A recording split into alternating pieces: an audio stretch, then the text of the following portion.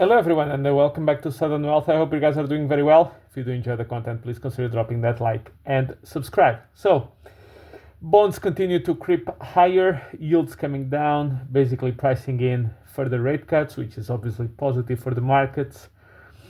Stocks are almost at new all-time highs, and as you see yields coming down, basically what you end up having is the Russell is the index that feels it the most because it's the one filled with more zombie companies. So that's the one that interest rates, particularly on the short end of the curve, means the most, as they are more dependent on bank loans and the likes. And with that, as you guys know, we had all these predictions about the end of the world.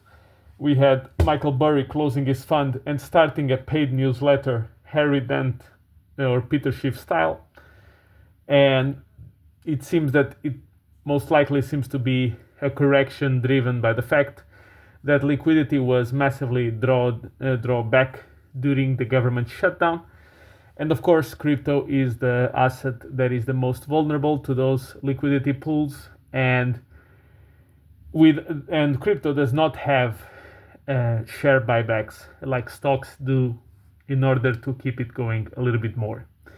Now we are moving towards NVIDIAs like Enron or like Cisco, so we continue to be beating the same drum rolls. Once again, as the people are obsessed with calling the tops and predicting the end of the world on a daily basis. Now tomorrow, or over the course of the next couple of weeks or so, the conflict in Europe seems that it has the best chance we've seen so far of getting resolved. Will that lead into an even further deceleration in inflation, meaning inflation potentially to come down as the biggest food market in Ukraine will reopen and the energy market as well will grow again? So in that sense, two big inflationary drivers can come sharply down. What's going to be the impact of that? We have to see. So at this moment, seems that the conversations are heading into the right direction in terms of stopping the war. Now, I'm not talking about division of territory or anything like that. I'm just talking about the sheer effect of stopping the war. And pretty much we are now done with all the quarterly reporting, and pretty much the vast majority of companies outperformed expectations again. Now, when it comes to crypto, Bitcoin is slightly, at the moment of this recording, is around 90k, and Ethereum is slightly above 3k. Obviously, this is quite the drop still from the previous all-time highs, and we continue to see the fighting or the bifurcation of the communities, which is, on one hand, and I've talked about this often, on one hand, you have the 4-year cycle maxis that defend that the cycle will always be 4 years because that's the word of God. So that's the 4-year cycle people. And then you have the other people who say, hey, the market is actually driven by liquidity and the business cycle, which for the first time has been extended to 5.5 years versus the previous 4-year cycle they used to exist. Basically, as long as liquidity keeps going higher and the ISM, which is now 48.3 or 48.7, remains below high 50s to 60, then the top is not in, and we will continue towards next year. The good part about all this bifurcation is that we will find soon enough who is right. 2026 is right around the corner, so we're gonna find out very quick if the 4-year cycle maxes were indeed correct, or if actually the business cycle and liquidity conditions have changed to the point that the cycle is now 5.5 years. Who will be right? I guess we are here to see. In my case, and I have to address this because I've seen some of in the comment section, I did not pay attention, and I've said this 1,000 times, but I will do it one more time. I did not pay attention to the tenor of the government debt moving from 4 years to 5.5 years. I missed it. If I did see it, I would have not made the predictions that I made in the beginning of the year.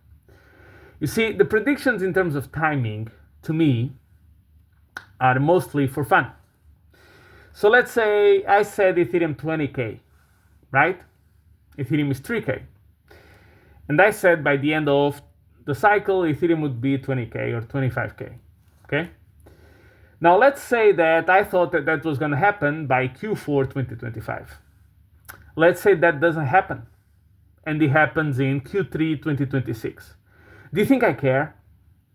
Do you think it makes a difference to me to wait 9 months or 12 months? It's completely irrelevant to me. As long as I get the direction of events correct, that's what matters to me the most. If I miss the month, the year, even the week, I really don't care. Why? Because I'm not married to the timing of my predictions. When will I be concerned? That's a very valid question.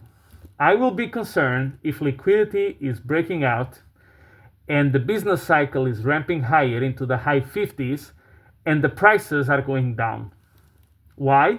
Because then that time it will be different and something has broken. Then I will be concerned. Until then, no. It's really that simple. In case you haven't noticed, what's been happening is quite public actually. It's not even a conspiracy theory or whatever.